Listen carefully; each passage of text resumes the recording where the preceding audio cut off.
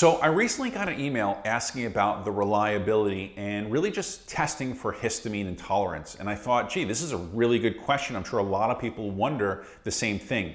Because here's the issue. When we have a problem in our body, we usually can go to a doctor, we can usually get testing.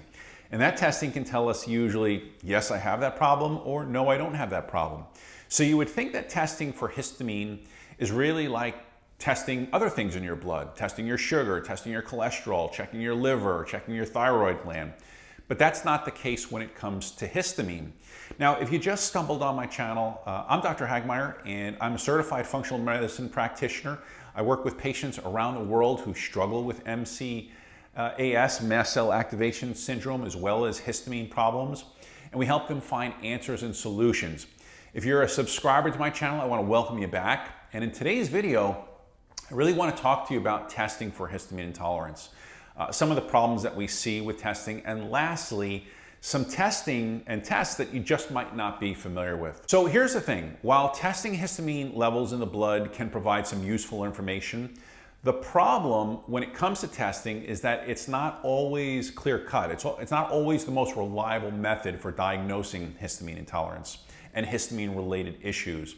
And it really comes down to several different factors. The first problem really has to do with histamine fluctuations, right? Histamine levels can fluctuate widely during a day and really can be influenced by many external factors, like the food you eat, your stress levels, your hormones, your allergy levels, pollen in the air, and so forth. This can make it difficult to obtain a single blood test result that adequately represents an individual's typical histamine levels. The second problem when it comes to testing histamine is something referred to as half-life. Now, histamine has a very short half-life in the blood, meaning that it is very quickly metabolized, it's very quickly broken down and then cleared from the system. In fact, histamine is cleared within just a few minutes from general circulation. And so because there's this rapid turnover, as you can imagine, this can add another challenge, another layer of challenges to capturing levels that are accurate. Again, due to the short half-life, histamine in the blood doesn't often reflect or correlate with a person's histamine levels. Now, the third problem with testing histamine just comes down to accuracy, right? When it comes to testing and really treating patients, doctors have to be able to rely on the accuracy of the tests they run. Otherwise, that just becomes a total waste of money, energy, and effort. And we obviously don't get the patient better. Different laboratories use different techniques to assess histamine. So this presents another issue compiled with different reference ranges. Another potential problem when it comes to testing histamine in the blood is knowing if those histamine levels are a reflection of what's actually in the tissue versus what's just high when we measure it in the blood.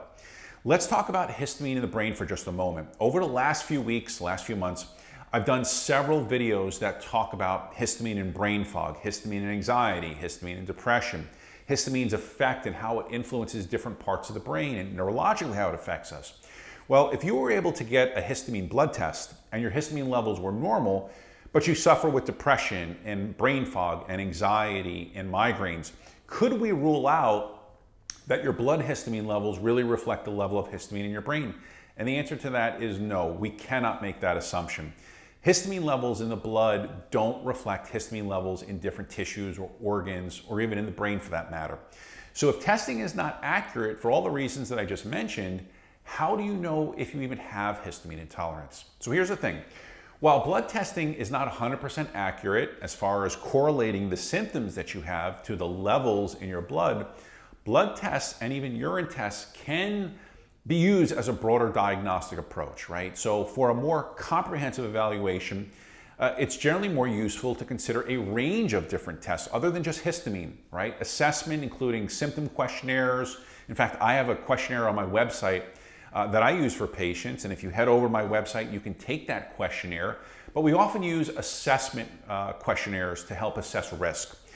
For those patients who do get testing, there may be tests like a 24-hour urinary histamine test or testing for the metabolites of histamine, N-methylhistamine. We may look at tryptase levels. Tryptase is released from secretory granules within mast cells and within basophils. When these cells break open, we call this degranulation, and in this process, tryptase is released. Again, high levels of tryptase is characteristic of mast cell activation syndrome. So unlike histamine that has a very short half-life, only a few minutes, tryptase levels stay elevated for a few hours, right? And this is why, again, we often have people get tested when they're in what we call a histamine flare or an MCAS flare. Now, another test is the prostaglandin D2 test. This test, again, is used because, again, it's produced by mast cells and basophils. Again, these are white blood cells. And when you have high levels of prostaglandin D2, this is going to stimulate the release of histamine. So we can assume that if you have elevated prostaglandin D2 levels, what follows afterwards is an elevation of histamine and histamine-like symptoms. Now, in some patients, another category is genetic testing. Genetic testing can reveal something known as SNPs. These are single nucleotide polymorphisms. And if you have a mutation in genes, this could impact how histamine is broken down or metabolized. And again, we can test for these SNPs. Typically, we're looking at DAO and H and MT. And again, if this is something that's of interest to you, I have a whole article on the genetics of histamine on my website. We have a patient where some kind of histamine or MCAS is suspected. We want to spend that time really trying to understand the things that fill up that patient's histamine or MCAS bucket. Now, the concept of a histamine bucket is a metaphor, right? It's useful to help us understand histamine intolerance being, cumulative as far as the effects. I want you to think of the body as a bucket, and in that bucket there are many things that can fill it up, right? Various sources, both internally, meaning inside the body, as well as externally, meaning outside the body, environmental factors, stress, hormones, those kinds of things. When this bucket begins to overflow, symptoms of histamine intolerance begin to appear. Now, if you suspect histamine imbalance or histamine intolerance, I want to say that it's really, really important that you work with a healthcare professional who really understands this area. There are many nuances in this condition, and as new research comes out, this new information becomes more available. This is ultimately going to help people really get the help that they need and get the right treatment that they deserve. Now, I hope you liked today's video. If it helped you in your health journey, drop me a comment below. And if you learned something new, there's another video that I'll post right here that I think you'll enjoy watching as well. Take care.